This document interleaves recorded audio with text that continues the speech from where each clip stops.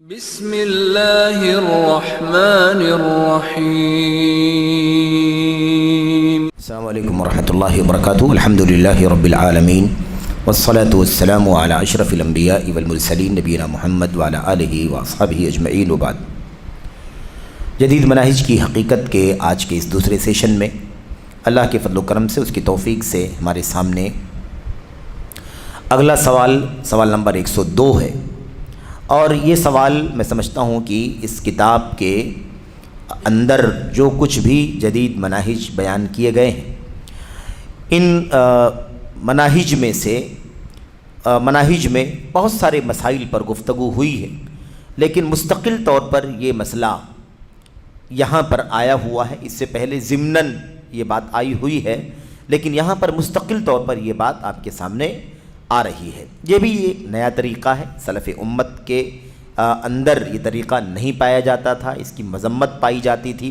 جب سے یہ طریقہ چلا تب سے ہی ہمارے اسلاف اس طریقے کی مذمت کرتے رہے، برائی کرتے رہے، بتاتے رہے کہ طریقہ غلط۔ سوال کیا ہے؟ سوال نمبر 102 کہتے ہیں سلف صالحین نے قصہ گوؤں کا ذکر کیا ہے۔ قصہ گو یعنی قصہ بیان کرنے والے، میٹھی میٹھی باتیں بیان کرنے والے، واقعات بیان کرنے والے، ہے نا، خواب بیان کرنے والے، مرامات، کرامات، واقعات، اس طرح کی چیزیں بیان کرنے والے۔ سلف صالحین نے قصہ گوؤں کا ذکر کیا ہے اور ان کی مذمت فرمائی ہے۔ قصہ بیان کرنے والوں کا تذکرہ، اور وہ برا کرتے ہیں، غلط کرتے ہیں، مذمت۔ ان کا کیا طریقہ ہے اور ان کے بارے میں ہمارا موقف کیا ہونا چاہیے؟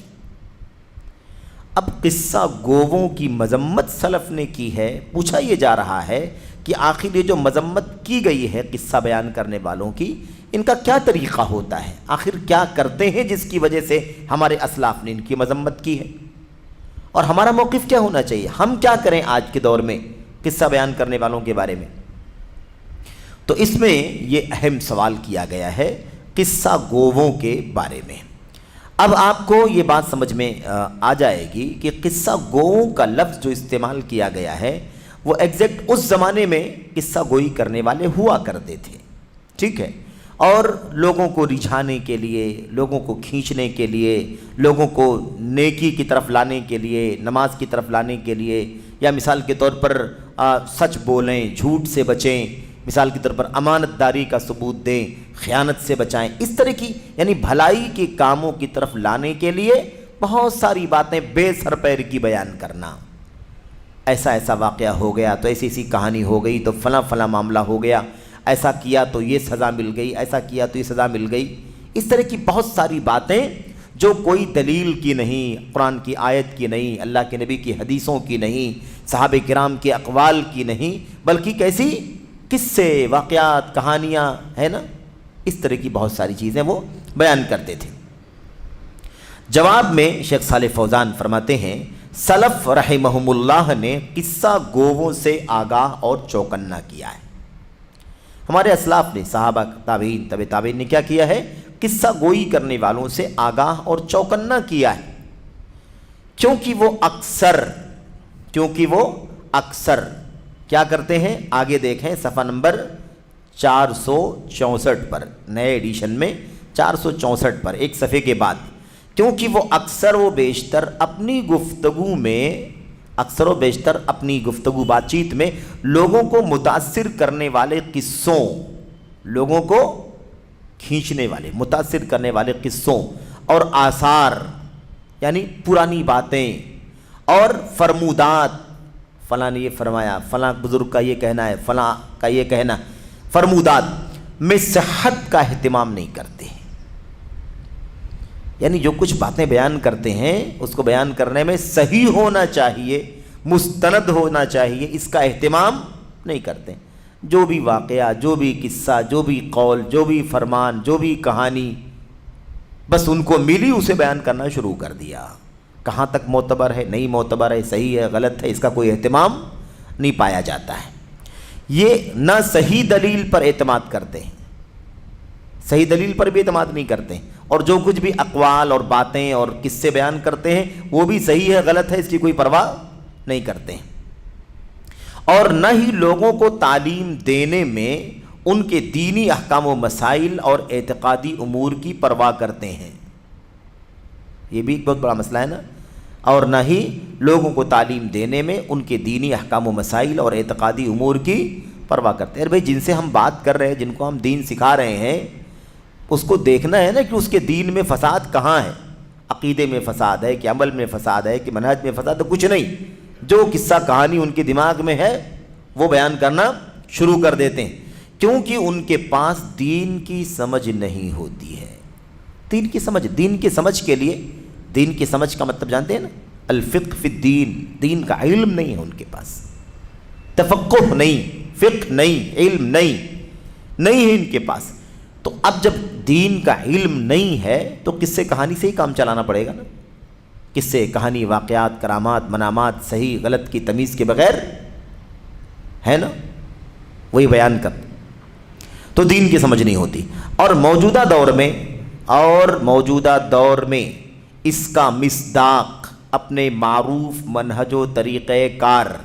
اور موجودہ دور میں، اب یہ تو سلف کی بات چل رہی تھی نا، سوال کیا کیا گیا؟ سلف نے بڑی مذمت کی قصہ بیان کرنے والوں کی.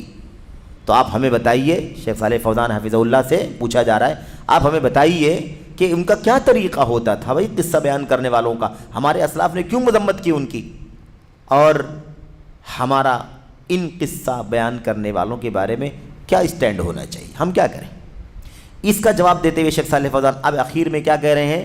اور موجودہ دور میں اس کا مصداق اپنے معروف منہج و طریقہ کار اور تصوف و خرافات کے ساتھ تبلیغی جماعت ہے. اس دور میں اگر کوئی کہے کہ بھی قصہ گوؤں کی جماعت کون ہے، قصہ گوئی کرنے والے کون ہیں، جن لوگوں کی مذمت ہمارے اسلاف کیا کرتے تھے، اگر آج کے دور میں قصہ بیان کرنے والوں کے بارے میں پوچھے بھائی آج اس دور میں کون ہے قصہ بیان کرنے والا، تو اپنے خاص طریقے، اپنے خاص رہن سہن، اپنے خاص ہے نا سرگرمیوں کے ساتھ ہے نا، اور صوفیت تصوف کے نظریات کے ساتھ اس وقت دنیا کے اندر وہ تبلیغی جماعت ہے. شیخ صالح فوزان نے صراحت کے ساتھ یہ بات کہی ہے، اور ایسا نہیں ہے کہ یہ علی وجہ البصیرہ نہیں کہی گئی ہے، بلکہ یہ بات بصیرت کے ساتھ کہی گئی ہے. دیکھو کتابوں کو اٹھا کر کے، دیکھو ان کی مجلسوں میں بیٹھ کر کے، تو آپ کو اچھی طرح سمجھ میں آئے گا کہ وہ کیا بیان کرتے ہیں. ان کی مجلسوں میں کیا باتیں ہوتی ہیں، وہ ساری باتیں آپ کو سننے کے بعد سمجھ میں آئیں گی. یہ شیخ صالح فوزان حفظہ اللہ کا مختصر جواب ہے.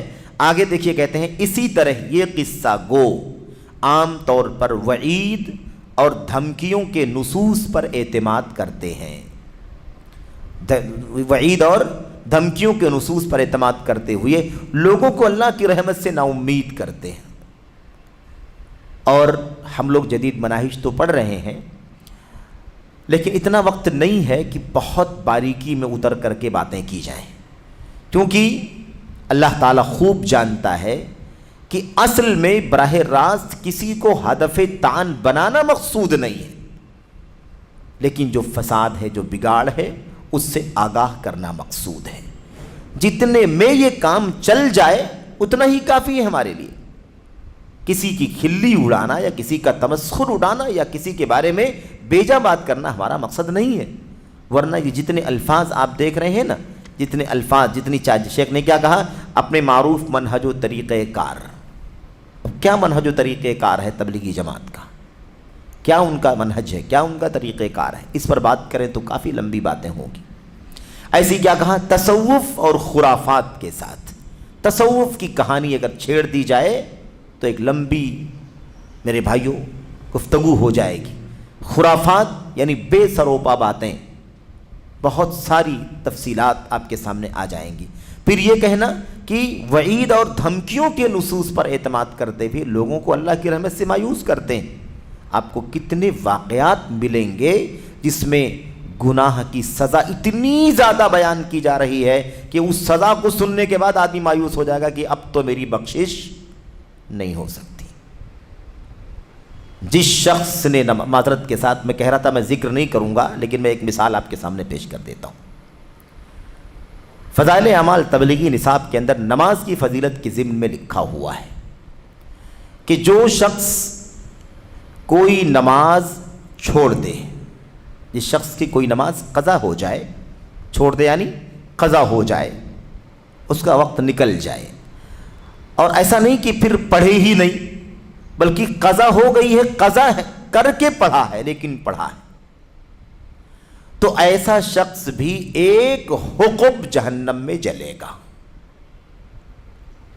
ایک حقب جہنم میں جلے گا۔ اب اچھا، حقب کسے کہتے ہیں؟ حقوبہ قرآن میں آیا ہوا ہے، ایک حقب جہنم میں جلے گا، اس کی مقدار 80,000 یا 80 لاکھ برس کے برابر ہے۔ بات سمجھ رہے ہیں کہ اب ایسی بات سننے والا آدمی مایوس ہو جائے گا کہ نہیں ہو جائے گا؟ اس وعید کو ذکر کرنے کے بعد آدمی کہے گا کہ بھئی ایک نماز مجھ سے چھوٹ گئی، فلاں مجبوری سے، غفلت سے سو گیا، کسی کام میں مشغول ہو گیا، وقت نکل گیا، لیکن جیسے ہی دیکھا کہ وقت نکل گیا ہے اور میں بزی ہو گیا تو میں نے پڑھ لیا، جو مجھ سے ممکن تھا قضا میں نے کر لیا اسے، اس کے باوجود بھی مجھے ایک حقب جہنم میں جلنا پڑے گا، 80,000 یا غالباً 80 لاکھ برس۔ تو آپ بتائیے کہ کہے گا کہ پھر تو فائدہ ہی نہیں ہے نا، اب میں زندگی بھر نماز پڑھتا بھی رہوں پابندی کے ساتھ، تو ایک نماز جو میں نے قضا کی ہے اس کے بدلے میں، اس کی سزا میں مجھے ایک حقب بھی جہنم میں جلنا ہے، تو اگر دوسری نمازیں بھی نہیں پڑھوں گا تو جلنا تو ویسے بھی ہے۔ تو آپ بتائیے کہ مایوس کرنے والا کام ہے کہ نہیں ہے؟ تو ایک بات تو یہ ہے کہ یہ اس طرح کے قصے، اس طرح کی باتیں بیان کرنا، کیا دلیل ہے اس کی؟ اس کی دلیل کیا ہے؟ کہاں ہے یہ واقعہ؟ کون سی روایت میں؟ کس نے بیان کیا؟ بے سر پیر کی بات۔ پھر دوسری بات یہ ہے کہ بھئی نماز قضا کر کے پڑھ لیا ہے اس نے، نماز کسی وجہ سے چھوٹ گئی لیکن اسے احساس تھا، اس نے اسے قضا کر کے پڑھ لیا، تو اب اس گناہ کی سزا میں کہاں ایسی بات بتائی گئی ہے؟ یہ ہے قصہ گوئی۔ یہ کیا ہے؟ قصہ گوئی۔ اور یہ عقیدے کا مسئلہ ہے، عقیدے کا مسئلہ ہے کہ کیا کرے آدمی؟ نصوص وعید کے ذریعے سے لوگوں کو اللہ کی رحمت سے مایوس کرے۔ خطرناک مسئلہ۔ یہ مختصر جواب تھا شیخ صالح فوزان کا۔ اب ہم اس کی تفصیلات کو نیچے پڑھیں گے اور ذرا جلدی پڑھیں گے۔ جواب میں دیکھیے شیخ صالح فوزان کے حاشیے سے، شیخ صالح فوزان کے جواب میں جو حاشیے لگے ہوئے ہیں ان حاشیوں میں کیا لکھا ہوا ہے۔ پہلے دیکھیں صفحہ نمبر 462 پہ، یہ نئے والے جو ایڈیشن ہے ہمارے سامنے، اس کا صفحہ ہے 462۔ 462 پر حاشیہ نمبر 1 میں سلف صالحین رحمہم اللہ نے قصہ گوں سے آگاہ اور چوکنا کیا ہے۔ اس پر حاشیہ لگاتے ہیں، بتاتے ہیں سلف صالحین رحمہم اللہ قصہ گوں کی سخت مذمت اور ان سے شدید نفرت کیا کرتے تھے۔ قصہ گوں سے سخت نفرت کیا کرتے تھے اور ان کی سخت مذمت یعنی برائی کیا کرتے تھے کہ یہ اچھے لوگ نہیں ہیں۔ اس بارے میں سلف کے چند اقوال آپ کو پیش کر رہے ہیں۔ یہ ہے جدید منہج اور ہم ہیں سلفی منہج کے حاملین۔ سلفی منہج کیا ہے وہ یہاں نیچے بیان کیا جا رہا ہے۔ جدید منہج کیا تھا اس کے بارے میں جواب دیا گیا، تو سلفی منہج واضح کر رہے ہیں۔ ابو ادریس خولانی رحمہ اللہ فرماتے ہیں لَأَنْ أَرَى فِي نَاحِيَةِ الْمَسْجِدِ نَارًا تَأْجَجْ أَحَبُّ إِلَيَّ مِنْ أَنْ أَرَى قَاصًا يَقُص۔ ترجمہ دیکھیں، یقیناً میں مسجد کے کونے میں آگ بھڑکتی ہوئی دیکھوں مجھے اس سے کہیں زیادہ محبوب ہے کہ کسی قصہ گو کو قصہ بیان کرتے ہوئے دیکھوں۔ خطرناک مسئلہ ہے، یعنی ایک آدمی قصہ بیان کرے مسجد میں کھڑے ہو کر کے، مجھے یہ نہیں برداشت۔ ایک مسجد کے کونے میں آگ لگ جائے، آگ بھڑک جائے، مجھے وہ تو برداشت ہے، لیکن کسی قصہ گو کو قصہ گوئی کرتے ہوئے دیکھوں مجھے یہ برداشت۔ کتنی مذمت! کیوں معلوم آپ کو؟ کیونکہ یہ آگ تو دنیا کی آگ ہے جو لگی ہے اور بجھ جائے گی، لیکن قصہ گو اپنے جھوٹے بے سر پیر کے قصے بیان کر کے لوگوں کے عقیدے بگاڑ دے گا، لوگوں کے منہج بگاڑ دے گا، اس کے نتیجے میں اسے جو جہنم کی آگ برداشت کرنی پڑے گی وہ اس سے کئی گنا زیادہ سخت ہے۔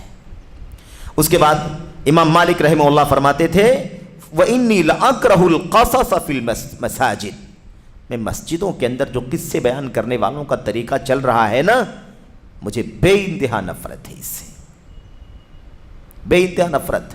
قصہ بیان کرنے والے قصہ تو بیان ہی کرتے ہیں، مانتے نہیں ہیں وہ، لیکن کم سے کم مسجدوں کو تو معاف کر دو، مسجدوں میں قصہ کوئی مت کرو۔ یہ مسجدیں اللہ کے کلام کی آیتیں پڑھ کے سنانے کے لیے ہیں، اللہ کے نبی کی حدیثوں کا میرے بھائیو درس اور اس کی شرح کرنے کی جگہیں ہیں، یہ مذاکرہ، علمی مذاکرہ، کتاب کا، سنت کا، سلف امت کی سیرت کا مذاکرہ کرنے کے لیے مسجدیں۔ یہاں پر ادھر ادھر کی بے سر پیر کی باتیں، جھوٹے سچے واقعات، غیر مستند باتیں بیان کرنے کے لیے مسجدیں نہیں ہیں۔ تو کہتے ہیں انی لاکرہ القصص فی المساجد، میں مسجدوں کے اندر قصہ گوئی کرنا ناپسند کرتا ہوں۔ یعنی کیا مطلب؟ باہر پسند کرتے ہیں؟ نہیں، باہر بھی ناپسند کرتے ہیں، لیکن کم از کم مسجدوں کو تو معاف کرو، ان کو تو چھوڑ دو، یہاں تو نہیں قصہ گوئی کرو۔ باہر تو تمہیں کون روکے گا، کون منع کرے گا؟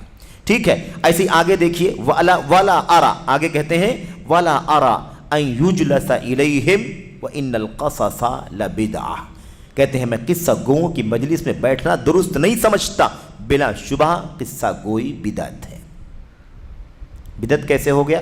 بدعت ایسے ہو گیا کہ نہ قرآن میں بے سر پیر کی باتیں کرنے کی گنجائش، ہر جگہ تو سلطان چاہیے، ہر جگہ تو برہان چاہیے۔ قرآن کیا کہتا ہے؟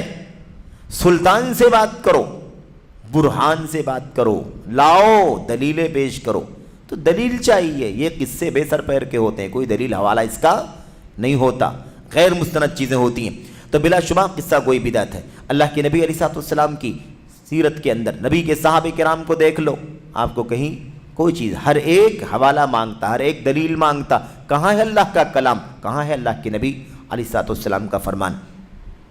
سالم بیان کرتے ہیں کہ ابن عمر رضی اللہ عنہما مسجد سے باہر نکلے اور فرمایا، یہ عبداللہ بن عمر کے بیٹے سالم ہیں، سالم بن عبداللہ بن عمر رضی اللہ عنہم اجمعین، تین کے تینوں۔ کیا کہتے ہیں سالم بن عمر؟ کہتے ہیں ما اخرجنی الا صوت قاصکم ھذا، ما اخرجنی الا صوت قاصکم ھذا، مجھے مسجد سے باہر نکلنے کی وجہ تمہارا یہ قصہ بیان کرنے والا ہے، تمہارے اس قصہ بیان کرنے والے، قصہ گوئی کرنے والے، بے سر پیر کے واقعات بیان کرنے والے کی وجہ سے مجھے مسجد سے باہر نکلنا پڑا۔ میں برداشت نہیں کر سکتا، مسجد کے اندر میں بیٹھ نہیں سکتا، رہ نہیں سکتا۔ اور آج دیکھ لو میرے بھائیوں، آج دیکھ لو مسجدوں کے اندر سلام پھیرتے ہی اعلان ہوتا ہے کہ نہیں ہوتا ہے؟ آئیے بیٹھیے۔ کیا ہے وہ؟ قرآن ہے کہ سنت ہے کہ صحابہ کے آثار ہیں کہ اقوال ہیں کہ فرمودات ہیں؟ کیا ہے میرے بھائی؟ کتنی ساری باتیں ایسی ہیں جو بے سر پیر کی۔ میں یہ نہیں کہتا کہ اس میں قرآن کی آیتوں کے ترجمے نہیں کیے جاتے، کہیں کچھ حدیثیں نہیں پڑھی جاتی، ہوتی ہیں، رہتی ہیں، لیکن اکثر و بیشتر حصہ واقعات، قصص، کہانیاں، منامات، خواب، کشف، الہام، اس سے بھری پڑی ہوئی چیزیں، اور اتنی بڑی کھائی ہے یہ کہ اسے تو چیک بھی نہیں کیا جا سکتا کہ کہاں تک مستند ہیں، کہاں تک مستند نہیں ہے۔ تو بڑا اہم مسئلہ ہے یہ۔ اس کے بعد میں کہتا ہوں، شیخ جمال بن فرحان الحارثی کہتے ہیں، میں کہتا ہوں یہ اس لیے کہ یہ لوگ عام طور پر جھوٹے قصے کہانیوں کے ذریعے لوگوں کو نفع بخش علم کے حصول سے غافل کرتے تھے۔ کوئی کہہ سکتا ہے کہ اس میں کیا برا ہے، لوگ قریب آئیں گے، لوگ نماز کی طرف آئیں گے، لوگ سچ بولیں گے، لوگ امانت داری کا کام کریں گے، اس میں آپ کو کیا عیب کی بات ہے؟ ٹھیک ہے، ان کو بھی کرنے تو اپنی طرف سے، اپنی طرح جو بھی اپنے چینل سے وہ کر سکتے ہیں۔ اس طرح بہت سارے لوگ ہمدردی میں آ جاتے ہیں۔ جب قصے کہانیوں کی لت لگتی ہے نا، تو دلائل کتاب و سنت کے بہت گراں لگتے ہیں۔ سمجھ رہے ہیں کہ جن کو گانوں کی، فلموں کی اور ہے نا میوزک اور سارنگی کی لت لگ جاتی ہے، انہیں قرآن کریم کی ایک آیت کریمہ سننا بھی بھاری پڑتا ہے۔ اور ویسے بھی قرآن کریم تو بہت حساس ہے، اس دل میں کہاں وہ جگہ بنائے گا جہاں اس کے قابل جگہ باقی نہیں بچی۔ اس لیے اللہ تبارک و تعالیٰ کے کلام سے نفرت ہونے لگتی ہے، علم سے نفرت ہونے لگتی ہے، دلائل سے نفرت ہونے لگتی ہے، کیونکہ ذہن بگڑ جاتا ہے، ذہن بگڑ جاتا ہے۔ اور قصے کہانی بیان کرنے والے مولوی بھی اسٹیجوں پر، پلیٹ فارموں پر، اسٹیجوں پر اور ممبروں پر نظر آتے ہیں ہر دور میں کچھ نہ کچھ۔ میرے بھائیو، یہ بھی بہت خطرناک ہیں امت کے لیے، جو ادھر ادھر کے واقعات، ادھر ادھر کے قصے کہانیاں، اپنی رودات، اپنی داستانیں بیان کر کر کے لوگوں کو رجھانے کا کام کرتے ہیں۔ جب ان کی قصہ گوئی کی لذت لوگوں کے کانوں سے لگ جاتی ہے تو پھر انہیں سنجیدہ گفتگو، دلائل کی گفتگو اچھی نہیں لگتی ہے۔ یہ سب نقصان ہے، یہ سب کیا ہے؟ قصہ گوئی کا نقصان ہے۔ اللہ تبارک و تعالیٰ نے جہاں بھی نبیوں کا ذکر کیا ہے، اللہ نے فرمایا ہم نے بینات دے کر کے بھیجا ہے، براہین دے کر کے بھیجا ہے، ہدا دے کر کے بھیجا ہے۔ اللہ ہدا دے کر کے بھیجتا ہے، اللہ بینات دے کر کے بھیجتا ہے، اللہ حجج اور براہین دے کر کے بھیجتا ہے، تاکہ اللہ کے بندوں کو وہ روشنی ملے جو اللہ تبارک و تعالیٰ پہنچانا چاہتا ہے۔ بے سر پیر کے واقعات اور قصے کہانیوں، کرامات، منامات، کشف و الہام کی باتیں بیان کرنے سے اس امت کا بھلا نہیں ہو سکتا۔ تو بہرحال دیکھیے کیا کہتے ہیں، صاف صاف کہتے ہیں یہ قصے کہانیوں کے ذریعے لوگوں کو نفع بخش علم کے حصول سے غافل کرتے تھے۔ یہ معمولی نقصان نہیں ہے، یہ معمولی نقصان نہیں ہے کہ جو علم سے نفرت ہو جائے، علم نہ اچھا لگے، علم نافع انسان کو گراں لگے، بھاری لگے۔ قصے کہانیوں کی لذت انسان کے کانوں سے گزر کر کے کانوں کو لذت ملے اور دل کے گہرائی میں وہ چیزیں اتر جائیں۔ آدمی مزہ لیتے ہوئے، امپریس ہوتے ہوئے سروں کو ہلا کر جھومنے تو لگتا ہے، لیکن اس کا دل علم کی روشنی سے خالی ہوتا ہے، یہ چیز ہوتی۔ اچھا، ابن سیرین رحمہ اللہ سے پوچھا گیا آپ ان بھائیوں کو قصے کیوں نہیں بیان کرتے؟ آپ اپنے بھائیوں کو قصے کیوں نہیں بیان کرتے؟ یعنی ان کو آپ کچھ اس طرح کی واقعات سنائیے۔ آج بھی لوگ کہتے ہیں، بہت سارے درس دینے والوں کو، بہت سارے مقررین کو، بہت سارے جمعے کے خطبہ دینے والے علماء کو لوگ کہتے ہیں کہ آپ کی باتیں خشک لگتی ہیں۔ ارے اس میں کچھ واقعات ہوں، کچھ کہانیاں ہوں، کچھ روداد ہو تو ذرا کچھ مزہ آتا ہے اور سننے والوں کو لذت ملتی، سننے والے امپریس ہوتے ہیں، سننے والوں کی توجہ حاصل کر لیں گے آپ۔ قرآن کی آیتیں، ترجمہ حدیثیں، ترجمہ سلف کے اقوال، آثار، ترجمہ، اس کو پڑھنے سے کوئی مزہ نہیں آتا۔ تو بہرحال کیا کہا، ابن سیرین رحمہ اللہ سے پوچھا گیا آپ اپنے بھائیوں کو قصے کیوں نہیں بیان کرتے؟ تو انہوں نے ایک جواب دیا۔ وہ جواب دراصل نبی کریم صلی اللہ علیہ وسلم کی حدیث کا خلاصہ ہے۔ ابن سیرین نے کہا قد قیل، کہا گیا ہے یعنی ہمارے اسلاف کہا کرتے۔ ابن سیرین تابعی ہیں، ان کے اسلاف کہا کرتے تھے، حضرات صحابہ کرام کہا کرتے تھے۔ صحابہ کرام نے اللہ کے نبی علیہ السلام سے یہ باتیں سیکھی ہیں، لی ہیں۔ لا يتکلم علی الناس الا امیر او مأمور او احمق۔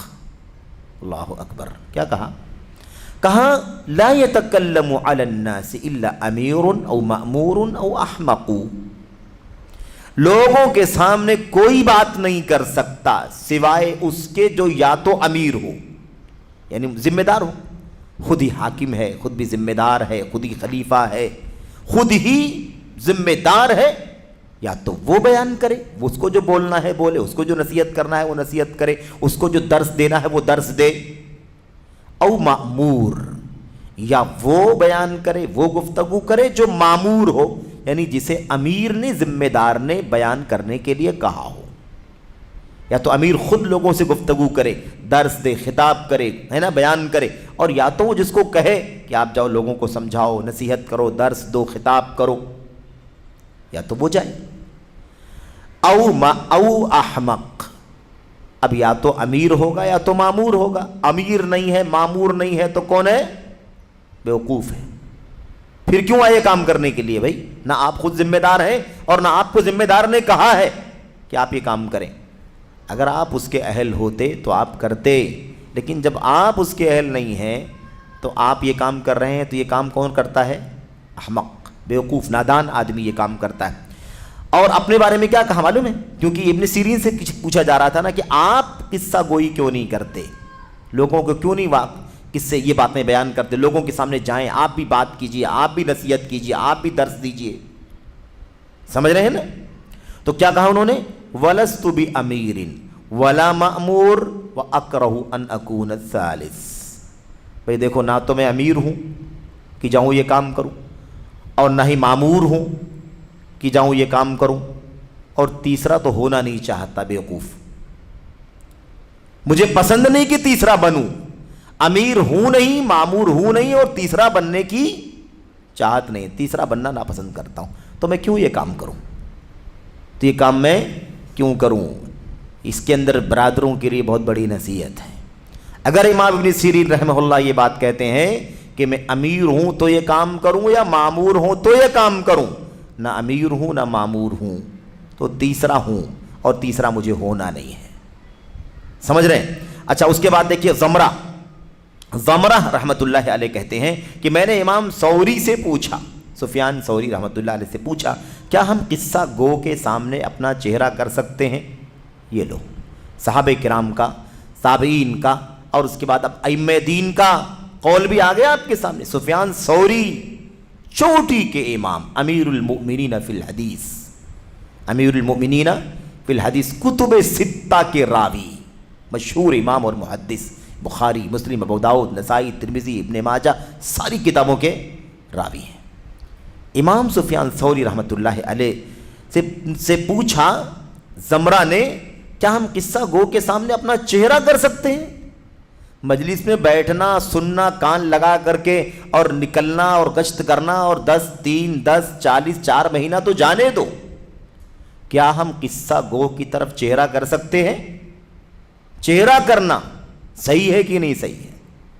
تو امام سفیان ثوری نے کیا جواب دیا؟ جواب سنو، بدعتیوں کو اپنی پشت دکھایا کرو، چہرہ مت کرو، پیٹھ کرو ان کی طرف، سامنے آئے تو پیٹھ پھیر لو، پیٹھ پیچھے کر دو ان کی طرف۔ یہ امام سفیان ثوری رحمۃ اللہ علیہ کی بات ہے۔ کیا کہا آگے دیکھیے، اس سے پہلے غالباً یہ واقعہ کہیں ہم لوگوں نے پڑھا ہے یا بیان کیا گیا۔ سلیمان بن مہران جن کو امام اعمش کے نام سے جانا جاتا ہے، ان کا معروف نام کیا ہے؟ معروف کیا ہے صفت ان کی؟ اعمش، معروف شخصیت ہے یہ بھی کتب ستہ کے راوی ہیں۔ ان کا نام سلیمان بن مہران۔ یہ بصرہ تشریف لے گئے۔ کہاں گئے یہ؟ بصرہ، وہی کوفہ بصرہ، بغداد، کوفہ بصرہ عراق کا علاقہ، تشریف لے گئے تو دیکھا کہ ایک قصہ گو مسجد میں قصہ بیان کر رہا ہے، کوئی حلقہ بیٹھا ہوا ہے، کوئی صاحب کھڑے ہیں اور بیان کر رہے ہیں بصرہ کی مسجد میں۔ دیکھا کہ قصہ گو مسجد میں قصہ بیان کر رہا ہے، یہ دیکھ کر کھڑے ہوئے اور کہنے لگے، ہم سے اعمش نے ابو اسحاق سے بیان کیا، ہم سے اعمش نے ابو اسحاق سے بیان کیا ہے، ہم سے اعمش نے ابو وائل سے بیان کیا ہے۔ اچھا، یہ سلسلہ چل رہا تھا، یہ سلسلہ قصہ گوئی کا چل رہا تھا۔ اعمش اٹھے، یہ منظر دیکھا تو اٹھے اور آ کر کے اس حلقے کے بیچ میں بیٹھ گئے۔ مجلس لگی ہوئی ہے، جماعت بنی ہوئی ہے نا، اس کے بیچ میں آئے اور بیٹھ گئے، بجا کر کے بیٹھ گئے۔ پھر اپنے ہاتھوں کو اٹھایا، بغل، ہاتھوں کو اٹھایا اور اپنی بغلوں کے بال اکھیڑنے لگے۔ اللہ کے نبی علیہ الصلوۃ والسلام نے فرمایا نا، عشر من الفطرہ، خمس من الفطرہ، عشر من الفطرہ۔ اللہ کے نبی کی حدیثیں آئیں، 5 چیزیں فطرت کی ہیں، 10 چیزیں فطرت کی۔ اس کے اندر ایک کیا ہے؟ نتف الابط، بغل کے بالوں کو اکھیڑنا۔ اکھیڑنا اصل میں سنت ہے، اور اگر کوئی آدمی نہیں اکھیڑتا ہے تو کسی بھی وسیلے سے اس کو زائل کر لے تو بھی کافی ہے، لیکن اصل سنت کیا ہے؟ اصل سنت اکھیڑنا ہے۔ اس پہ کئی ایک فوائد ہیں۔ بہرحال سنت تو ویسے بھی فائدے کی چیز ہے، سنت میں کبھی کوئی چیز فائدے کے علاوہ نہیں ہوتی، بہت سارے اس کے اندر دینی دنیاوی فوائد ہیں۔ خیر، تو اپنے بغلوں کے بال اکھیڑنے لگے۔ یہ دیکھ کر قصہ گو نے کہا، یہ دیکھ کر قصہ گو نے کہا ارے شیخ آپ کو شرم نہیں آتی؟ دیکھا آپ نے یہ طریقہ ہے کس کا معلوم آپ کو؟ عوام کے درمیان علماء کی تنقیص کرنے کا. ہم اتنی اچھی خاصی مجلس ہے اور آپ آ کر کے مجلس کے بیچ میں ایسی حرکت کر رہے ہیں اور آپ عالم فاضل بھی ہیں, ایسا تو آپ کو نہیں کرنا چاہیے. یعنی اپنے کردار کو چھپانے کے لیے وہ جو اصلاح کا کام کرنے والا آ رہا ہے نا, اس کی ناقدری کرنے کا طریقہ. آپ کو شرم نہیں آتی؟ کیا کہا بھائی؟ ہم علمی کام میں ہیں اور آپ یہ کر رہے ہیں. ہم علمی کام میں ہیں اور آپ ہمارے بیچ میں مجلس میں آ کر کے یہ سب کام کرنے لگے, بال اکھیڑنے لگے بغلوں کے, آپ یہ کام کر رہے ہیں. تو آمش نے فرمایا میں تم سے بہتر کام کر رہا ہوں, تم سے اچھا کام کر رہا ہوں میں. تم علمی کام کہہ رہے ہو نا کہ علمی کام کر رہے ہیں ہم, میں تم سے بہتر کام میں ہوں. اس نے کہا وہ کیسے؟ جو قاص تھا نا قصہ گو, اس نے کہا وہ کیسے؟ فرمایا کیونکہ میں سنت کے کام میں ہوں اور تم جھوٹ کے کام میں ہو. میں سنت کے کام میں ہوں. اللہ کے نبی نے فرمایا عاشر من الفطرہ, اور اس میں سے ایک بغل کے بال اکھیڑنا بھی اللہ کے نبی نے فرمایا ہے. میں سنت کا کام کر رہا ہوں, لیکن تم کون سا کام کر رہے ہو؟ تم جھوٹ کے کام میں ہو. تم جھوٹے واقعات, بے سر پیر کی قصے کہانیاں بیان کر رہے ہو. میں آمش ہوں. میں کون ہوں؟ آمش ہوں. لیکن میں نے تمہاری باتوں میں سے تمہیں کوئی چیز بیان نہیں کی ہے. مجلس لگی ہوئی تھی, بے سر پیر کے قصے بیان کر رہا تھا, اس میں جو سند ذکر کر رہا تھا آمش کا بھی نام لے رہا تھا. فلاں نے فلاں نے فلاں سے بیان کیا, آمش روایت کرتے. آمش کا نام لے لے کر کے قصے بیان کر رہا ہے بے سر پیر کے, اور آمش موجود کھڑے سن رہے ہیں کہ میرے نام سے اتنے سارے واقعات بیان کر رہا. آئے مجلس میں حلقے کے اندر بیٹھ گئے اور بغل کے بال اکھیڑنے لگے, اور یہ ساری گفتگو ہوئی. کہا جتنی بات تم نے بیان کیا ہے اس مجلس میں بیٹھ کر کے آمش کے حوالے سے, میں ہی آمش ہوں, اور میں نے کوئی بات بیان نہیں کی. تم سب جھوٹ بیان کر رہے ہو. تم سب کیا کر رہے ہو؟ تم سب جھوٹ بیان کر رہے ہو آمش کا نام لے لے کر کے. وہ آمش جس کا تم حوالہ دے رہے ہو, میں ہی آمش ہوں, دوسرا کوئی آمش ہے بھی نہیں. دوسرا کوئی آمش نہیں ہے, میں ہی آمش ہوں. اور جتنی باتیں تم نے بیان کی ہیں میں نے ان میں سے کوئی ایک بھی بات نہیں بیان کی ہے. تم نے سب میرا نام لے کر کے سارے قصے بیان کیے. تو بڑی صراحت کے ساتھ دیکھا آپ نے. لیکن میں آمش ہوں, لیکن میں نے تمہاری باتوں میں سے تمہیں کوئی چیز بیان نہیں کی ہے. میرا حوالہ دے کر کے کیوں بیان کر رہے ہو؟ جھوٹ بول رہے ہو. صاف صاف کیا ہے؟ میں تم سے بہتر کام میں ہوں کیونکہ میں سنت ادا کر رہا ہوں اور تم جھوٹ کر رہے ہو, جھوٹے کام میں ہو. چنانچہ جب لوگوں نے آمش کی ذکر کردہ بات سنی, یعنی یہ باتیں جو امام امشکار ہے کہہ رہے تھے, تو قصہ گو کے پاس سے ہٹ گئے اور ان کے ارد گرد جمع ہو کر کہنے لگے ابو محمد آپ ہمیں حدیث بیان کیجیے. آپ ہمیں حدیث محدث بیان کرے گا. جس کے پاس علم حدیث نہیں ہے وہ حدیث نہیں بیان کرے گا, وہ تو کہانیاں ہی بیان کرے گا ادھر کی ادھر کی. تو یہ ہے میرے بھائیو ایک نمونہ ہمارے اسلاف کا. یہ واقعہ کہاں ہے؟ الحوادث والبدع صفحہ نمبر 111 اور صفحہ نمبر 112 کے اندر. اس سلسلے میں بہت سارے آثار آئے ہیں, اگر میں نقل کرتا جاؤں تو بات لمبی ہو جائے گی. شیخ جمال کہہ رہے ہیں, یہ باتیں ہماری نہیں ہیں, شیخ جمال کہہ رہے ہیں اگر میں سب باتیں نقل کروں تو بات لمبی ہو جائے گی. لہٰذا اس سلسلے میں کچھ کتابوں کے حوالے دے رہے ہیں کہ ان کتابوں کو اگر آپ پڑھیں گے تو سلف صالحین نے قصہ گوئی کی مذمت میں جتنے ساری باتیں کہی ہیں بہت سارے اقوال آپ کو مل جائیں گے. وہ کتابوں کے نام کیا ہے؟ المذکر والتذکیر والذکر ایک کتاب یہ ہے, ایسے القصاص والمذکرین ایک کتاب یہ ہے, ایسے تحذیر الخواص من اکاذیب القصاص تیسری کتاب, ایسی تاریخ القصاص چوتھی کتاب. اس طرح کی اور بھی کتابیں ہیں. تو ان کتابوں کے اندر ایسے بہت سارے بے سر پیر کے ان کی حرکتیں ملیں گی, اور سلف امت نے جو مذمت کی ہے وہ ساری باتیں یہاں پر مل جائیں گی. اس کے بعد دیکھیے اصل جو شیخ صالح فوزان کا جواب ہے اس کے اندر اوپر کہا جا رہا ہے یہ لوگ صحیح دلیل پر اعتماد نہیں کرتے ہیں, صحیح دلیل پر اعتماد نہیں کرتے ہیں, مطلب یعنی جھوٹی باتیں بے سر پیر کی باتیں بیان کرتے ہیں. اور آگے دوسرے نمبر پر کہہ رہے ہیں ان کے پاس دین کی سمجھ نہیں ہوتی, ان دونوں حاشیوں کو بھی پڑھیں۔ نمبر 1 پہلا حاشیہ، امام احمد بن حنبل رحمہ اللہ فرماتے ہیں اکذب الناس القصاص والسؤال، اکذب الناس القصاص والسؤال وما احوج الناس الى قاص صادق صدوق لانهم يذكرون الموت وعذاب القبر، يذكرون الموت وعذاب القبر۔ کیا کہتے ہیں؟ یہ بھی اسی کتاب امام طرطوشی کی کتاب الحوادث والبدع کے اندر صفحہ نمبر 112 میں ہے۔ لوگوں میں سب سے زیادہ جھوٹے قصہ گو اور سوال کرنے والے ہوتے ہیں۔ سب سے زیادہ جھوٹے 2 کیٹیگری کے لوگ ہوتے ہیں، ایک ہے قصہ بیان کرنے والے اور ایک ہے سوال کرنے والے، جو مانگتے ہیں، بھکاری، بھیک مانگنے والے، جھوٹ بول کر کے میری ماں کی موت ہو گئی تو میرا فلاں بیمار ہے تو میرے ساتھ ایسا ہو گیا ہے، میرے ساتھ ایسا ہو گیا ہے، میرا بچہ ایڈمٹ ہے، اور وغیرہ دنیا بھر کی جھوٹی باتیں۔ تو اکذب الناس القصاص والسؤال، سب سے زیادہ جھوٹ بولنے والے یا تو قصہ گو ہوتے ہیں اور یا مانگنے والے ہوتے ہیں۔ اس کے بعد کہتے ہیں لوگوں کو سچے قصہ گو، اب یہ تعبیر ہے سچے قصہ گو، جب سچا ہو جائے گا تو قصہ گو بولنے کی کوئی ضرورت نہیں ہے، آپ بولیں تو بھی نہ بولیں تو بھی، اصل یہ ہے کہ دلائل سے باتیں کرنے والا ہو، قرآن کی آیتیں، حدیثیں اور مستند باتیں بیان کرنے والا ہو۔ کہتے ہیں لوگوں کو سچے قصہ گو یعنی با علم دائی کی سخت ضرورت ہے۔ بیان کرنے والا چاہیے، لیکن بیان کرنے والا کون ہو؟ علم والا ہو، صاحب علم ہو، صاحب فضل ہو، وہ بیان کرے، لوگوں کی اصلاح کا کام کرے۔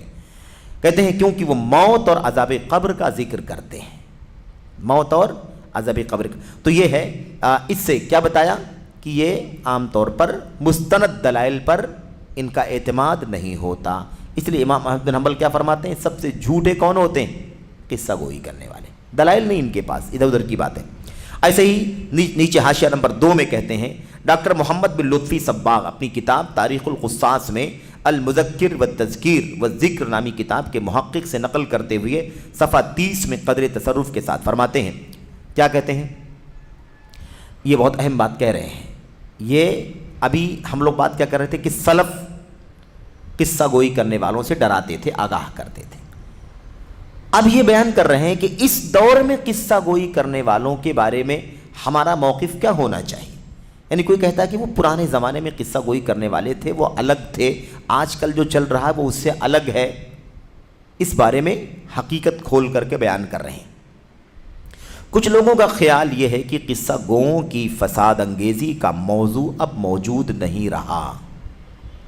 دیکھ رہے ہیں نا، کچھ لوگوں کا خیال یہ ہے کہ قصہ گوؤں کی فساد انگیزی کا موضوع اب موجود نہیں رہا، یعنی اب لوگ ہی نہیں، اب اس ٹاپک پر بات نہیں کرنا چاہیے، اس موضوع پر بات کرنے کی ضرورت نہیں ہے، موضوع ہی نہیں موجود رہا، بلکہ یہ محض ایک تاریخی معاملہ رہ گیا ہے۔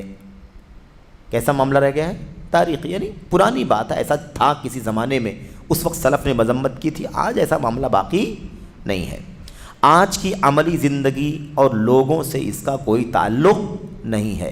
شیخ محمد بن لطفی صباغ کہہ رہے ہیں کہ آج کچھ لوگوں کا یہ نظریہ ہے کہ آج قصہ گوئی کرنے کی مذمت کی ضرورت نہیں ہے، کیونکہ یہ ٹاپک ہی آج کے دور میں نہیں ہے، اس زمانے میں تھا، پرانے۔ شیخ اس کا جواب دیتے ہوئے کہتے ہیں جبکہ یہ خیال بالکل غلط اور حقیقت سے دور ہے قصہ گوئی کرنے والے، نام وہ نہیں ہے، کام وہ آج بھی موجود ہے، کام موجود ہے۔ کتنے ممبروں سے جمعے کی خطبوں میں اگر آپ کو غلطی سے کبھی اتفاق ہو جائے نا، تو آپ کو جو آدھا گھنٹہ اس سے کم بیش بیٹھنے اور سننے کی نوبت آئے گی، آپ حیران ہو جائیں گے کہ خطبہ جمعہ میں بات کرنے والا کون سی بات کر رہا ہے۔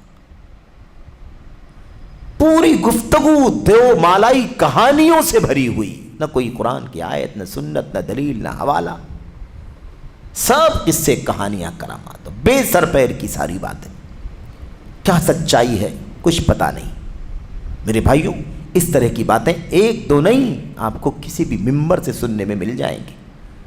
یہ تو ہمارا آپ کا اتفاق نہیں ہوتا ہے اور نہ ضرورت ہے اس کی، لیکن میں آپ کو حقیقت بتاؤں کہ عوام کا ایک بہت بڑا طبقہ جو ان سے جڑا ہوا ہے، اس کا یہی حال ہے، اور سماج کی جو پستی ہے وہ اس کا جیتا جاگتا منہ بولتا ثبوت ہے، ورنہ یہ حال نہیں ہوتا امت کا۔ میرے بھائیوں، کیا کہا دیکھیے، دیکھیے یہ موضوع جو ابھی ہم پڑھ رہے ہیں نا بہت ہی اہم ہے. یہ اس پورے سوال کے جواب میں اور حاشیے میں سب سے امپورٹنٹ بات بیان کی جا رہی ہے. اسے غور سے آپ کو پڑھنے کی ضرورت ہے. اور یہ گفتگو وہی چل رہی ہے, محمد بن لطفی سباق صاحب کی بات چل رہی ہے پوری تفصیل سے. کہتے ہیں جبکہ یہ خیال بالکل غلط اور حقیقت سے دور ہے, آپ کا ذہن صرف جماعت تبلیغ وغیرہ کی طرف ہی نہ جائے, اس پہلو پر ایک عمومی طور پر آپ کا ذہن جائے. ہر آدمی اپنے مفاد کو ثابت کرنے کے لیے قصہ گوئی اور واقعات کا سہارا لیتا ہے. اپنی فکر کو لوگوں میں عام کرنے کے لیے قصہ گوئی کر یعنی بے سر پیر کی باتیں پیش کرتا ہے, اور لوگوں کو کھینچنے اور رجھانے کے لیے یہ ہتھ کنڈا استعمال کرتا ہے. اس انداز سے آپ سمجھیں, ایسا نہیں کہ کسی ایک فرقے یا کسی ایک جماعت یا کسی ایک مطلب دھڑے کے بارے میں کوئی بات ہماری گفتگو کا مقصود ہے, نہیں, ایک عام بات ہے. یہ خیال بالکل غلط اور حقیقت سے دور ہے, کیونکہ افسوس یہ قصہ گو دوسرے ناموں سے آج بھی موجود ہیں. جیسے بھئی خارجی خوارج کے نام سے کوئی فرقہ آج نہیں ہے, لیکن خارجیت کی فکر ہے کہ نہیں ہے. جہمیہ کے نام سے کوئی فرقہ نہیں ہے, معطلہ کے نام سے کوئی فرقہ نہیں, اشاعرہ کے نام سے کوئی فرقہ نہیں ہے, ماتریدیہ کے نام سے کوئی فرقہ نہیں ہے, لیکن یہ سارے عقائد اور افکار و نظریات آج بھی امت کے اندر بھرے ہوئے ہیں, موجود ہیں. تو ایسے ہی یہ بھی القصاص کے نام سے, قصہ گوؤں کے نام سے کوئی ٹولی نہیں جانی جاتی ہے, لیکن یہ نظریہ یہ رویہ آج بھی امت کے اندر موجود ہے. کہتے ہیں آج بھی دوسرے ناموں سے موجود ہیں اور روئے زمین میں بدستور فساد پھیلا رہے ہیں. یعنی جیسے پہلے پھیلا رہے تھے ایسے آج کے دور میں بھی فساد پھیلا رہے ہیں. صرف پڑھ کر کے گزر جائیں گے, بات واضح ہو جائے گی. اگر آگے کہتے ہیں, دیکھیے وہی بات چلے, اگر گزشتہ دور میں ان دجال اور فریبی قصہ گوؤں کے نام نظر آتے تھے تو آج ہمارے دور میں وہی لوگ داعی, غور سے پڑھنا سننا اسے, اگر پچھلے دور میں ان دجال اور فریبی قصہ گوئی کرنے والوں کے نام نظر آتے تھے تو آج ہمارے دور میں وہی لوگ داعی, مرشد, مربی, استاذ, کاتب اور مفکر وغیرہ بھاری بھرکم القاب سے نمودار ہوئے ہیں. یہ وہ امت کے مخلصین ہیں جو امت پر گہری نظر رکھنے والے علماء ہیں. تو محمد لطفی صباغ کی یہ باتیں بہت اہم ہیں, جو میدان میں اتر کر کے گہرائیوں کو پڑھ کر کے لکھے جا رہے ہیں. تو آپ نے دیکھا نا, داعی, مرشد, مربی, استاذ, کاتب, مفکر وغیرہ وغیرہ مزید آگے اس بھاری بھرکم القاب سے نمودار ہوئے ہیں. بظاہر لگتا ہے کہ بیجا نرمی اور مجاملت اس گروہ کی حقیقت کی نقاب کشائی میں تاخیر کا سبب رہی ہے. غور سے پڑھنا اس جملے کو. کہہ رہے ہیں کہ بھائی ہم لوگ ان قصہ گوؤں کی تو بات کرتے ہیں, آج کل کے دور میں جو قصہ گو ہیں ہم ان کی بات ہی نہیں کرتے. یہ مفکر, مرشد, کاتب, استاذ, ادیب اور داعی اور فلاں فلاں جو چل رہے ہیں, ان ناموں سے جو کردار ہے ان کا سماج کے اندر وہ وہی کردار ہے جو قصہ گوئی کرنے والوں کا کردار تھا. کہتے ہیں کہ شاید بیجا نرمی کر رہے ہیں ہم اور مجاملت یعنی خوشامد, اس کی وجہ سے ان کی پول کھولنے میں دیر ہوئی ہے. یہ شیخ محمد بن لطفی صباغ کہہ رہے ہیں. چنانچہ ایسے بہت سارے لوگ ہیں جو ان لوگوں کی حقیقت سے ناآشنا ہیں. بڑا لقب استاذ فلاں ہے کہ نہیں, آدمی مروب ہو جاتا ہے. مفکر, آدمی مروب ہو جاتا ہے. استاذ, داعی, مرشد, آدمی متاثر ہو جاتا ہے. بڑے ناموں سے, بڑے القاب سے پریشر اور ایک دباؤ فکر پر, ذہن پر آتا ہے, اس سے آدمی متاثر ہو جاتا ہے. تو کہتے ہیں کہ کتنے ایسے لوگ ہیں جو اس حقیقت, جو ان لوگوں کی حقیقت سے ناآشنا ہے. ان لوگوں کی حقیقت سے, کن لوگوں کی حقیقت سے؟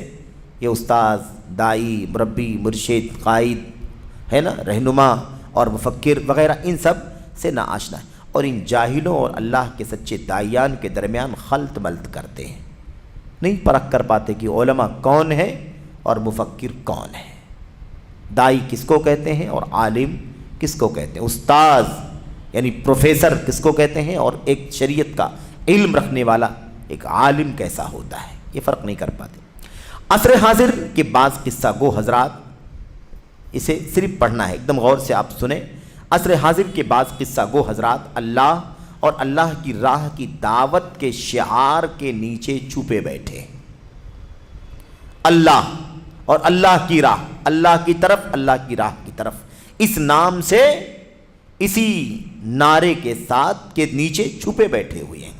ہر آدمی جو اللہ والی بات کرتے ہیں، اللہ کی راہ کی طرف بلاتے ہیں، اللہ کی دین کی طرف بلاتے ہیں، اس نام سے وہ اس کے تلے چھپے بیٹھے۔ اور ہمارے اس دور میں یہ لوگ بہت زیادہ ہیں۔ شیخ محمد بن لطفی صباغ کہہ رہے ہیں یہ باتیں نہ میری ہیں نہ شیخ جمال بن فرحان حارثی کی ہیں، بلکہ یہ کون کس کی باتیں ہیں؟ یہ محمد لطفی صباغ کی، جو تاریخ القصاص کے اندر لکھتے ہیں۔ شاید ہی کوئی ایسا ملک ہو جس میں وہ موجود نہ ہو، شاید ہی کوئی ایسا ملک ہو جس میں یہ لوگ موجود نہ ہو، اور ان کی بدعات اور جھوٹی کہانیاں عوام کی بہت بڑی تعداد میں رواج پذیر ہیں۔ یہ حقیقت بیان کر رہے ہیں۔ آج ان کی زیادہ تر باتیں قصے، کہانیوں، گھٹیا قسم کی مثالوں، جسے ان میں سے ہر شخص زیادہ سے زیادہ یاد کرنے کی کوشش کرتا ہے، ایسے یاد کرنے کی کوشش کرتا ہے گویا وہ آیات و احادیث ہوں، ایسے یاد کرنے کی کوشش کرتا ہے، اور زہد و فضائل کی بے سروپا باتوں پر مشتمل ہوا کرتی ہے۔ زہد، دنیا سے بے رغبتی، اور فضائل اور اللہ والا ہونا ثابت کرنے کے لیے یہ ساری باتیں بیان کرتے ہیں۔ یہاں تک کہ آپ ان میں ایسے لوگوں کو بھی پائیں گے جو اپنے بیان کردہ باطل کی تائید کے لیے قرآن و سنت کے نصوص میں تحریف تک کرتے ہیں۔ اللہ اکبر۔ یہ قصہ گوئی کا نتیجہ ہے، سمجھ رہے ہیں؟ اور اصل میں ایک بہت بڑا مسئلہ آج کل کے دور کا جو نیا مسئلہ ہے، جدید، اچھا اس میں کیا کہہ رہے ہیں؟ ان میں بعض حضرات لوگوں کو زہد اور قیام اللیل کی ترغیب بھی دیتے ہیں۔ دنیا میں کیا رکھا ہے، آخرت سے دل لگاؤ، دنیا فنا ہو جائے گی، اور یہ باتیں بھی کرتے ہیں زہد کی، اور اللہ کے لیے فرائض کے بعد رات میں قیام اللیل کرو، تہجد کی نمازیں پڑھو، یہ سب بھی بیان کرتے ہیں۔ اور یہ سب باتیں سن کر کے لوگ کیا ہو جاتے ہیں؟ لوگ بہک جاتے ہیں کہ یار اس سے اچھا کون ہو سکتا ہے جو ہمیں اتنی اچھی باتیں بتلا رہے ہیں۔ ٹھیک ہے، شیخ کہہ رہے ہیں یہ اچھی بات ہے، ارے بھائی زہد کی تعلیم دینا اور قیام اللیل بتانا یہ تو اچھی بات ہے، لیکن لوگوں کو اس کا مقصد نہیں بتلاتے، لوگوں کو اس کا مقصد نہیں بتلاتے۔ چنانچہ بسا اوقات ایک آدمی گناہ و معاصی سے توبہ کر کے ایک کونے میں بیٹھ جاتا ہے۔ بہت اچھے سے یاد رکھنا، منہج اور عقیدے کی اہمیت کا اندازہ لگائیں اس سے۔ کہتے ہیں چنانچہ بسا اوقات ایک آدمی گناہ و معاصی سے توبہ کر کے ایک کونے میں بیٹھ جاتا ہے جہاں اس کا دل بدعت و خرافات قبول کرتا رہتا ہے۔ بھائی گناہ سے توبہ کر لیا، معاصی سے توبہ کر لیا، ٹھیک ہے اچھا کیا، لیکن گناہ و معاصی سے توبہ کر کے بیٹھا اور اب بدعت کو دل میں ڈال رہا ہے، تو بدعتیں زیادہ خطرناک ہے کہ گناہ زیادہ خطرناک؟ سمجھ رہے ہیں نا؟ البدعۃ احب الی ابلیس من المعصیہ، ابلیس کے نزدیک گناہ سے زیادہ پیاری چیز بدعت۔ شیطان چاہتا ہے، ابلیس چاہتا ہے کہ گناہ سے توبہ کرے، سگریٹ پینا چھوڑ دے، تمباکو کھانا چھوڑ دے، نماز پڑھے، نماز ترک کرنا چھوڑ دے، بالکل یہ چلے گا، یہ چلے گا، پسند ہے اسے، لیکن اس سے زیادہ اس کی چاہت کیا ہوتی ہے؟ سمجھ رہے ہیں؟ بدعت کرے۔ اگر نماز نہیں پڑھتا ہے اس کو پسند ہے، شراب پیتا ہے اس کو پسند ہے، زنا کرتا ہے اس کو پسند ہے، گناہ کے کام یہ پسند ہے اسے، لیکن اس سے زیادہ پسند شیطان کو یہ ہے کہ آدمی بدعت کے کام کرے، بدعتی ہو جائے، تو بدعت شیطان کو زیادہ محبوب ہے گناہ کے مقابلے میں۔ دیکھیں کیا ہوتا ہے، جہاں اس کا دل بدعت و خرافات قبول کرتا رہتا ہے، یا پھر اس میں ایک ملک سے دوسرے ملک نکلنے، غور کرنا، یا پھر اس میں ایک ملک سے دوسرے ملک نکلنے اور ایک شہر سے دوسرے شہر سفر کرنے سے دلچسپی پیدا کرتے ہیں۔ یہی تو ہوتا ہے نا، یہی ہوتا ہے، پورا ڈیوریشن بتا کے اتنے سال سے ہم کام کر رہے ہیں، فلاں ملک کیا ایشیا ہے، کیا افریقہ ہے، کیا امریکہ ہے، کون سا بر اعظم ہے جس کا سفر ہم نے نہیں کیا ہے، اس پہ دلچسپی پیدا کرتے ہیں۔ اچھا، ان کا خیال یہ ہے، اور ان کا خیال ہے کہ ان کے منہج کی دعوت کی راہ میں سفر کرنا اور ان میں سے ہر فرد پر بالکل لازم اور ضروری ہے، یہ ان کا طریقہ ہے۔ اچھا، تاکہ بزام خیش یعنی اپنی مرضی کے مطابق اس کے نفس کا تزکیہ ہو اور اس کا دل خواہشات سے پاک و صاف ہو، یہ ان کی اپنی سوچ ہے۔ ہوتا نہیں ہے کچھ، واپس آتے ہیں تو چونکہ ایک عقیدے اور ایمان کی تربیت نہیں ہوئی ہے، سنت سے آگاہی اور بدعت سے دوری کا معاملہ نہیں ہوا ہے، اس لیے وہ نتیجہ نہیں نکلتا جو نتیجہ نکلنا چاہیے۔ اچھا، میں بات ختم کر رہا ہوں۔ کیا کہہ رہے ہیں آگے؟ کہتے ہیں یہی وجہ ہے کہ وہ توکل نہیں بلکہ تواکل اور ترک اسباب کی طرف مائل ہوتا ہے۔ دیکھو، توکل الگ چیز ہے، اللہ پر بھروسہ کرنا، اسباب اختیار کر کے اللہ پر بھروسہ کرنا یہ توکل ہے، اور اسباب کو چھوڑ کر کے اللہ پر بھروسہ کرنا یہ تواکل ہے۔ سمجھ رہے ہیں نا؟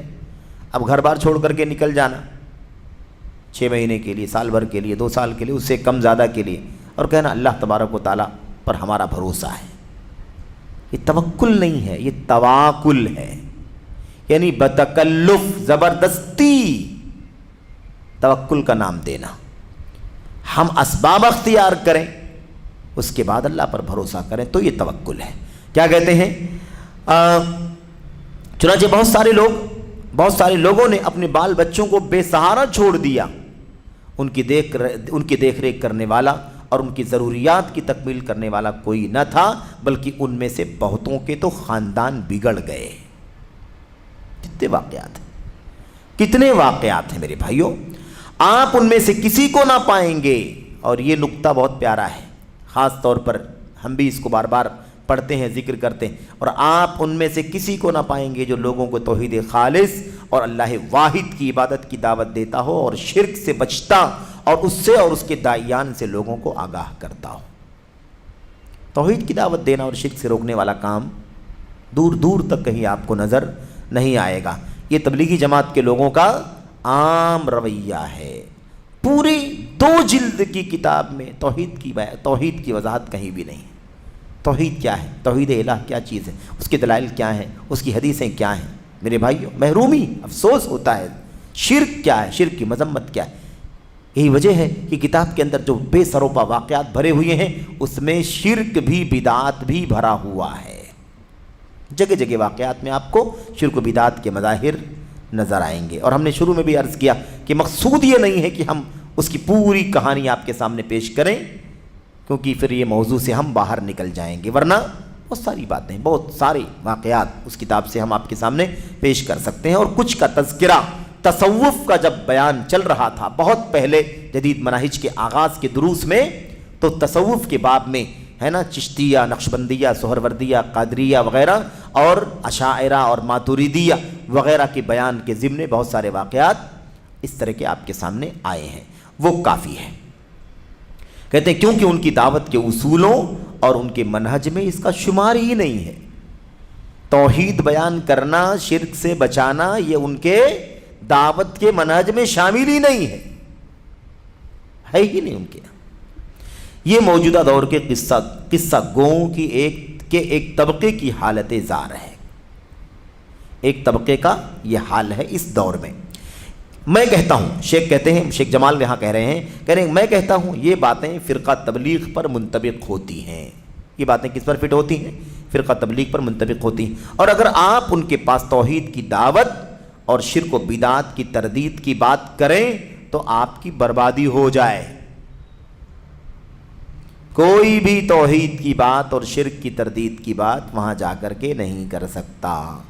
توحید سے نفرت پیدا ہوتی ہے، یہ ان کا نظریہ ہے، اس لیے توحید کا درس شروع ہوتے ہی اٹھ کر کے مسجدوں سے باہر نکلتے ہیں، بیٹھے رہیں گے مسجدوں کے اندر، لیکن اگر توحید کا درس شروع ہوا تو دھیرے دھیرے مسجد سے ایک ایک کر کے باہر نکل جائیں گے۔ باقاعدہ ٹریننگ ہوتی ہے نئے لوگوں کی جو آتے ہیں، اور یہ سب باتیں ہم نے بیان کی اس سے پہلے کہ وہ کہتے ہیں آپ توحید کی بات نہیں کریں گے، اس سے اختلاف پیدا ہوتا ہے۔ سب کو جوڑ کر کے چلنا ہے، ہمیں سب کو لے کر کے چلنا ہے، اس طرح کی باتیں کرتے ہیں۔ تو اگر آپ شرک و بدعت کی تردید کی بات کریں گے تو آپ کی بربادی ہو جائے گی۔ کچھ اور گروہ بھی ہیں، ایک گروہ کی بات تو ہو گئی، کہتے ہیں کچھ اور گروہ بھی ہیں جو اس گروہ سے کم خطرناک اور نقصان دہ نہیں ہیں، اس گروہ سے کم خطرناک اور نقصان دہ نہیں ہیں۔ انہوں نے خطابت اور دعوت اللہ کا لبادہ اوڑھ رکھا ہے، خطابت، تقریر اور دعوت اللہ کا لبادہ یعنی کپڑا پہن رکھا ہے۔ ان میں بہت سارے لوگ ممبروں پر چڑھ چکے ہیں، ان کے لیے سیمینار اور کونسلیں منعقد کی جاتی ہیں، جبکہ چیخنے چلانے، حالات کو نازک اور ہولناک بنانے، صحیح سالم سماعتوں پر گراں گزرنے والے قصوں، بیجا آیات خوانی، جھوٹی اور بے سروپا احادیث کا ذکر اور مجلسوں کو قصے کہانیوں، اسرائیلی افسانوں، خوابوں اور ان پر احکام کی بنیاد رکھنے کے سوا ان کا کوئی مشغلہ نہیں۔ یہی سب بیان کرتے ہیں، اس کے سوا اور ان کا کوئی کام نہیں۔ یہ کس کا کام؟ یہ کون لوگ ہیں بھائی؟ یہ کون لوگ ہیں؟ شیخ جمال کہتے ہیں، میں کہتا ہوں یہ باتیں صوفیوں پر فٹ ہوتی ہیں، صوفیوں پر منطبق ہوتی ہیں، اور صوفیوں کے بارے میں تو بس نہ پوچھو، ان کی تو لمبی داستان ہے۔ اور کچھ لوگ ایسے ہیں، یہ آگے تیسرے طبقے کے بارے میں بات کرتے ہیں، کہتے ہیں اور کچھ لوگ ایسے ہیں جو ڈرامے ہے نا جس کو کہتے ہیں کیا، لٹریچر، ڈرامہ لکھنا، ڈرامہ نگاری اس کو کہتے ہیں، ڈرامے لکھنا، بلکہ بذام خیش اسلامی گانے اور سنت مخالف اشعار وغیرہ کے راستے دعوت اللہ پر براجمان ہوئے ہیں۔ ایسے لوگ بھی ہیں بھائی دنیا کے اندر جو دعوت کے پلیٹ فارموں پر کہاں سے آئے، دعوت کے میدان میں گھسنے کے لیے ان کا راستہ کون سا ہے؟ وہ ڈرامے لکھنے میں بہت ماہر ہیں، وہ اسلامی گانے لکھنے میں، اسکرپٹ لکھنے میں بہت ماہر ہیں، سمجھ رہے ہیں، اور سنت کے مخالف اشعار وغیرہ لکھنے میں بہت ماہر ہیں۔ اس راستے سے وہ دعوت اللہ کے پلیٹ فارم پر آ گئے، جبکہ اللہ کے دین میں ڈرامے نہیں ہیں، چے جائے کہ گانے ہوں۔ وہ اللہ کے دین میں ڈرامہ ہے۔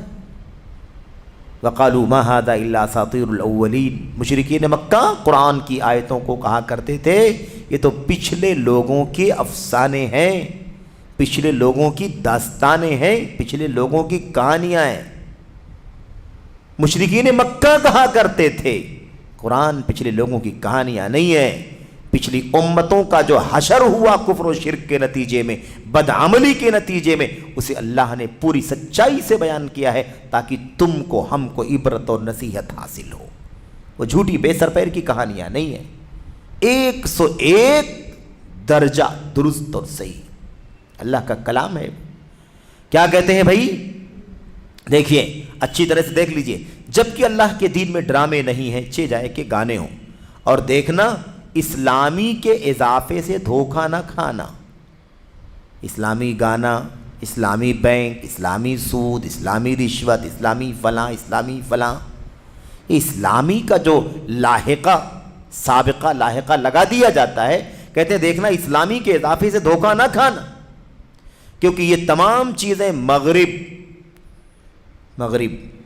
سمجھ رہے ہیں نا، یعنی یورپ اور روافظ شیعہ حضرات، اور ایسے ہی سنت اور اہل سنت سے خارج صوفیوں کی کرم فرمائیاں ہیں۔ یہ کہاں سے آئی ہیں بھائی؟ یہ ساری چیزیں کہاں سے آئی ہیں؟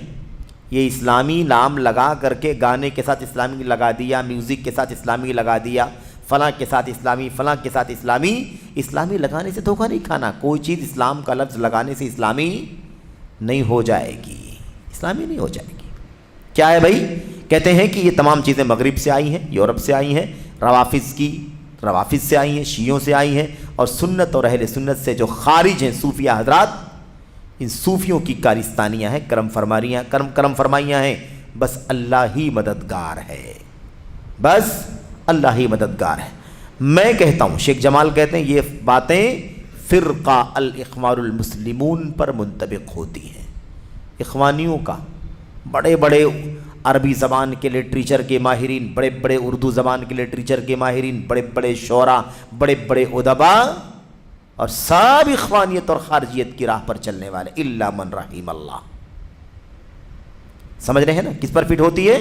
الاخوان المسلمون پر منطبق ہوتی ہیں، جو حسن البنا کے کارندے اور مددگار ہیں۔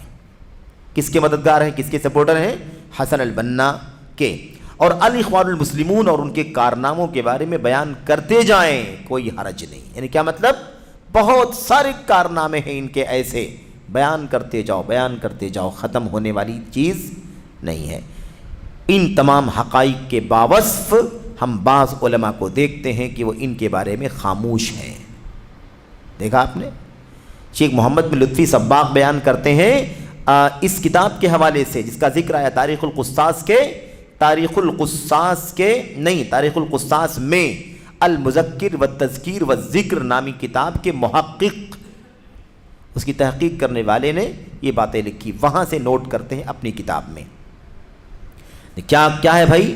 کہتے ہیں ہم بہت سارے، بعض علماء کو ہم دیکھتے ہیں، بہت سارے نہیں بلکہ بعض علماء کو دیکھتے ہیں کہ وہ ان کے بارے میں خاموش ہیں، بلکہ بعض لوگ ان کی خوشامد کے سبب ان کے اس باطل میں جا گرے ہیں، اسی باطل میں گر پڑے ہیں، چلے گئے۔ چنانچہ یہ وہ نمایاں امور ہیں جن سے ان کی باطل دعوت اور عوام الناس میں ان کے رواج، اس کے رواج کو مدد، سپورٹ اور بڑھاوا ملا ہے۔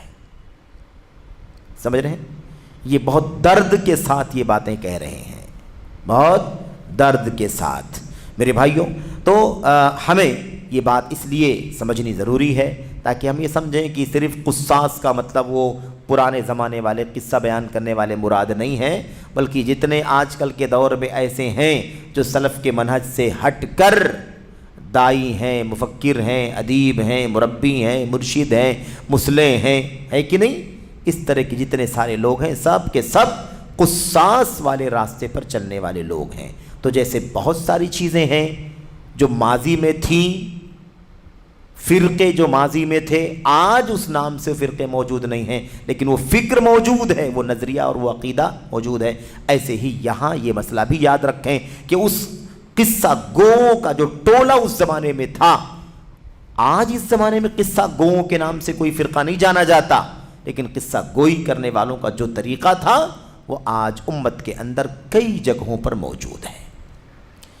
یہ بات کیوں کہی جا رہی ہے؟ ایک آخری بات کہ قصہ گوئی کرنے والے اپنے مفاد کے مطابق گفتگو کرتے ہیں، دلائل قرآن کے، سنت کے، سلف کے ان کے پاس نہیں ہوتے، عام طور پر نہیں ہوتے۔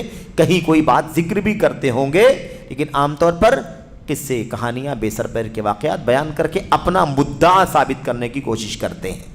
تو یہ کام جب بھی، جس دور میں بھی، جس زمانے میں بھی جو بھی کرتا ہو اس پر یہی حکم لگے گا یا نہیں لگے گا؟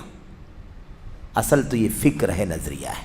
اس لیے یہ کوئی مسئلہ نہیں ہے کہ ماضی میں تھے آج نہیں ہے، ماضی میں یہ نام تھا آج وہ نام نہیں ہے، ماضی میں جو مقصد تھا ان کا، جو کام تھا، وہ کام آج امت کے بہت سارے لوگوں کے ہاں موجود ہے۔ جیسے وہ قابل مذمت تھا، آج یہ بھی قابل مذمت ہے۔ جیسے اس سے ہمارے اسلاف نے ڈرایا ہے، ایسے آج ہم سلف کے نقش قدم پر چلنے والے علماء کی ذمہ داری ہے کہ ہم اس دور کے ان قصاص سے لوگوں کو آگاہ کریں، چوکنا کریں۔ اللہ تعالی ہمیں اس کی توفیق عطا فرمائے۔ یہ چند باتیں تھیں۔ یہ کتاب ہے نا المذکر والتذکیر والذکر نامی جو کتاب ہے، اس کتاب کے محقق جس کا نام کیا ہے؟ ہمارے فاضل بھائی شیخ نے لکھا ہے، خالد الردادی صاحب نے یہ باتیں لکھی ہیں اپنی کتاب کے اندر۔ اللہ سے دعا ہے کہ اللہ تعالی ہم سب کو ہے نا قصہ گوؤں کے فتنوں سے بچنے کی توفیق عطا فرمائے، آمین رب العالمین۔ وصلی اللہ وسلم وبارک علی نبینا محمد وعلی آلہ وصحبہ اجمعین۔ والسلام علیکم ورحمۃ اللہ وبرکاتہ۔